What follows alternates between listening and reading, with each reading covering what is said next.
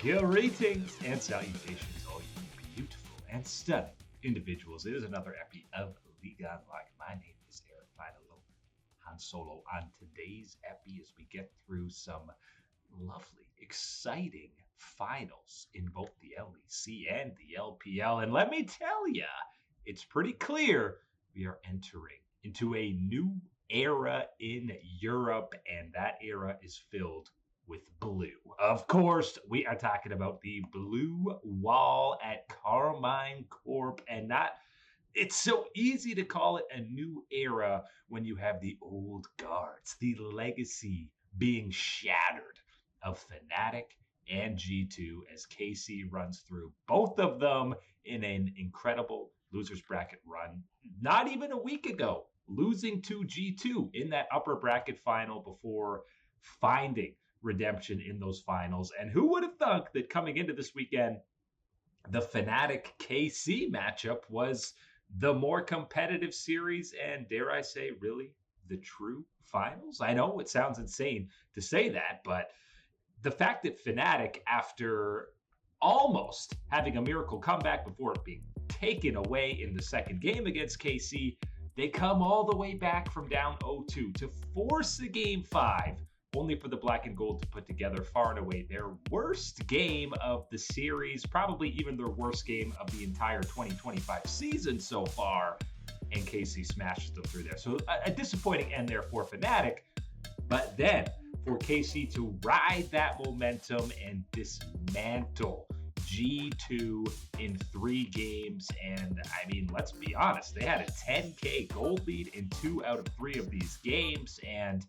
one was a little bit closer, but really the early game, the laning phase, Karmine Corp was better in every single aspect across this series. And truthfully, we talk about Broken Blade and Caps being number one, the main veterans of this team now, especially with Labrov coming in. I know Hans has been around for a long time, but these are the engines that have kept G2 going for the last couple of years. And the solo lanes maybe were the biggest gap in this series. Caps had 3 kills the entire series, and all of them came in 1 game. Yes, 2 out of the 3 games, Caps was held with a goose egg on the kill score. Vladdy had a fantastic series, and we got a perfect sighting of T1 Kana on the day. First, we had some solid Aatrox games, and then the absolute masterclass with a 5-man and a 4-man Gnar ulti. The solo lanes for Karmine Corp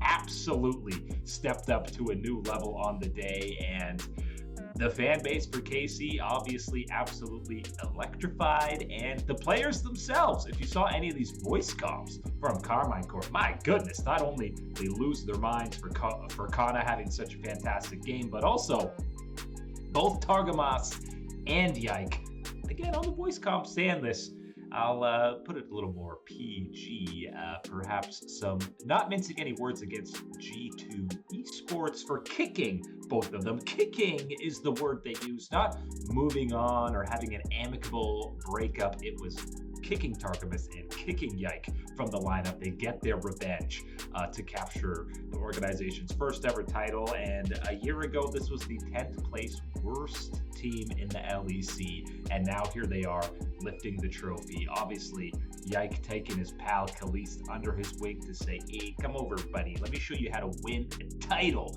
in your first debut split as a rookie. That's incredibly redundant, and the same thing 3 times. But first ever split, Khalees is an LEC champion. Whatever, I don't know how they're going to break up the titles now, how these splits are. But either way, KC absolutely the level up from the first match against G2, absolutely incredible stuff out of them. And we've talked about this before, especially last year, maybe even going back to 2023.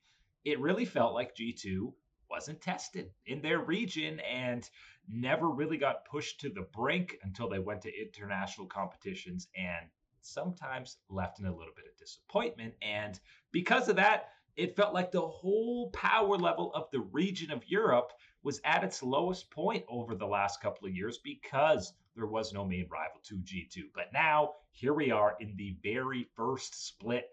KC's already taken down Fnatic, who finished 8-1 in the round robin, and then proceed to dismantle G2 3-0. G2 looked shocked. You saw the player camps for Caps, BB, all these guys were sitting there kind of gobsmacked that they just got so destroyed in a finals. And it was clear that KC were the hungrier team on the day. Even the rare, 5 minutes of game time that they were at a deficit, they were the proactive team throughout and just kind of, there's not really many angles or moments where you say G2 played better than Karmine Corp. And you saw how fired up Khalees was, clapping, cheering at the end, screaming. These guys wanted to win on the day to prove that they are a legit squad in the LEC. And now, because of this, G2, they're going to have to restructure, reorganize, and refocus heading into the next split. And that is the best thing that could possibly happen to this region as a whole, because now all of a sudden, as G2 is dethroned, Fnatic are not the favorites. You're going to be talking about KC at an international event.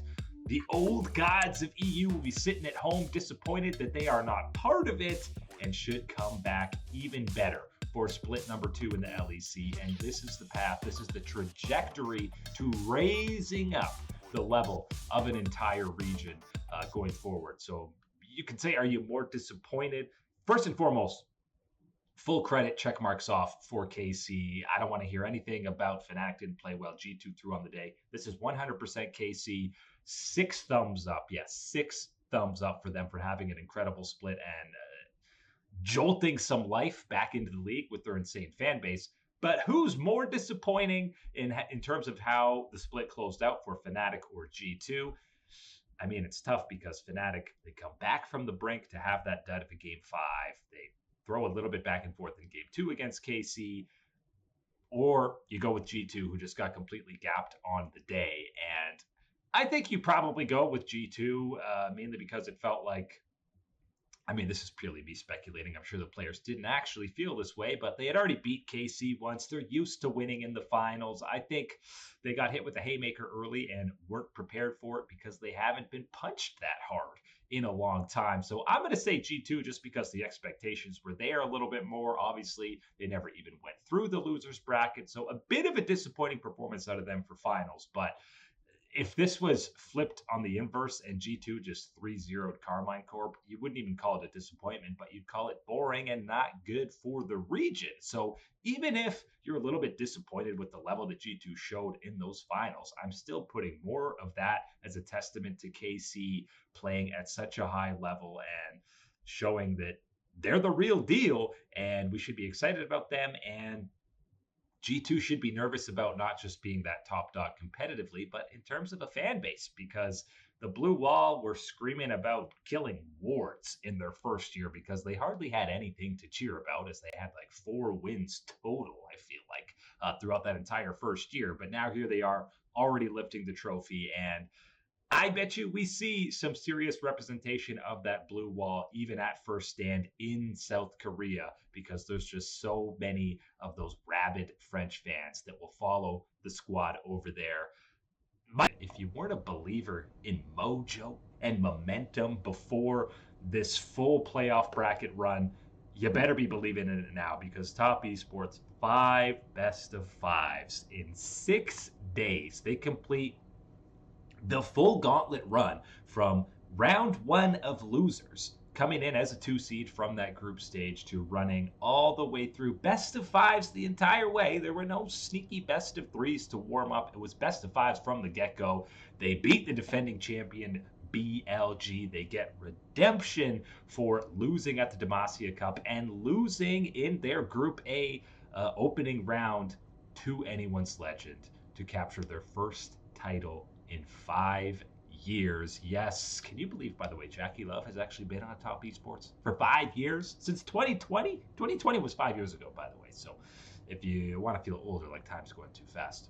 There's a primo example of that. But Jackie Love and Hope both had great series over the weekend. We had the best misfortune game that I can recall in recent memory out of Jackie Love, and even in the game that Top Esports lost, when the laning phase was absolutely abysmal out of Jackie, and TES were opting into team fights and skirmishes that they had absolutely no business contesting. That's just the TES way. We've seen them perpetually be a team fight focused team. We know they got a lot of mechanics. They love to scrap. That is in the LPL bloodline and DNA. It came to bite them in game 2, but for the most part, it was their strongest point throughout. And the star players, if you want to highlight throughout this series, absolutely. If we're jumping back to 2020, which feels like we've fully timeline jumped to that era, because where did this performance from Crisp go for the last 2.5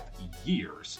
Specifically, of course, that 5-man Rel engage. Game 3, he was an absolute animal. He kind of, the elite support in the next game was, we'll forget about that. But especially Game 3 and Game 1 to a lesser extent, and this whole playoff run as well, Crisp has been playing that FPX World Championship level form, a level that we have not seen out of him in, again, nearly half a decade. So that's one of the main reasons why this playoff run went so well for TES. And this is a true testament, a case study as to why these extended best-of-5 loser bracket playoff runs are the best format and why momentum can be a thing. Because if you, after the group stage, when TES finishes as the second seed 2-1, nobody of a sane or right mind would be saying Top Esports were going to win the entire split. And even after their first couple of playoff series, I don't think you would be confident saying that. But the level up and progression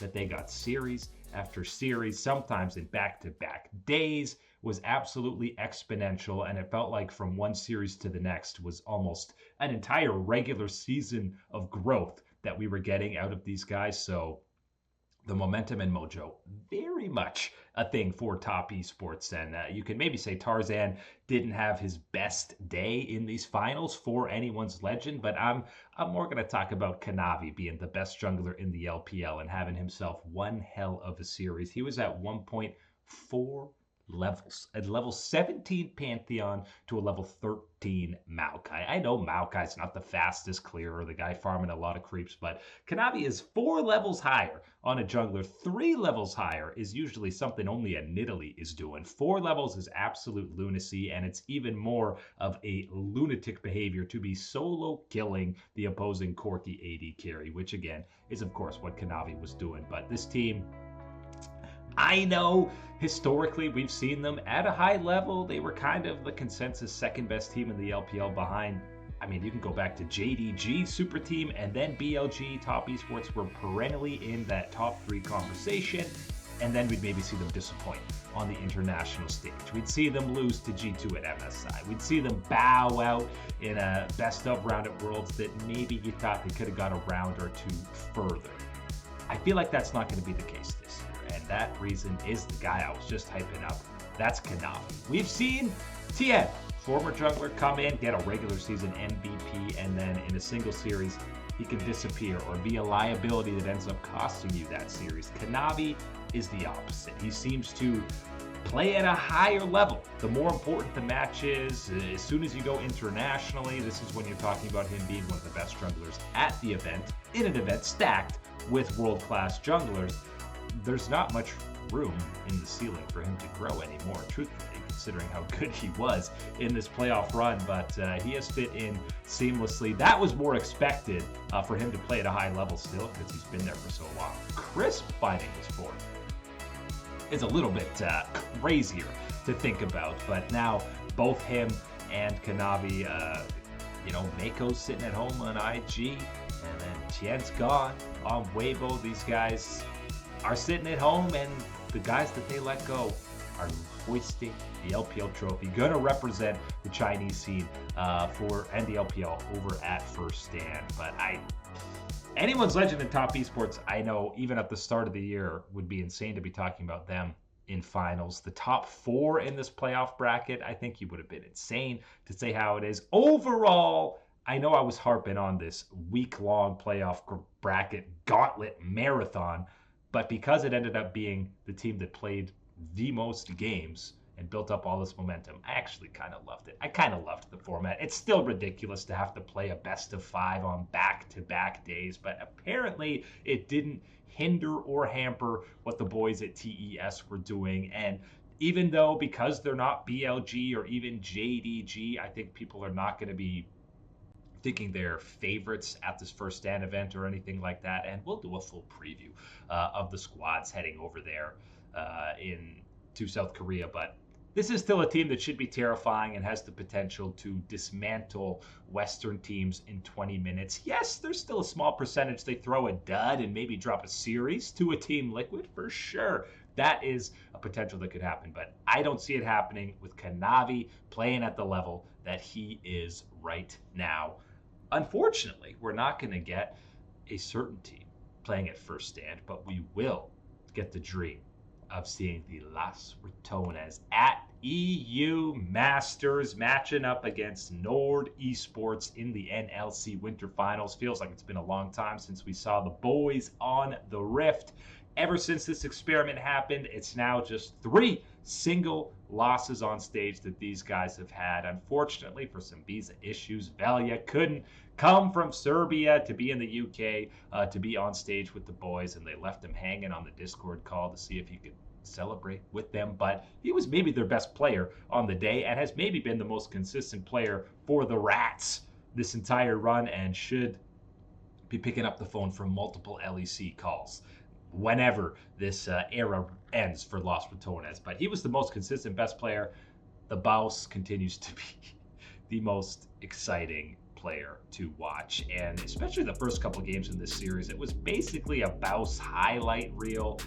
Game 2, he gets the Scion and is getting not first blood, he's dying and then getting a kill in the zombie Scion form. But the Volibear game, first off, Proto Belt Volibear is an absolute treat to see, but I don't think I've ever seen in a professional game an individual gold lead, individual player to player, of 7,000.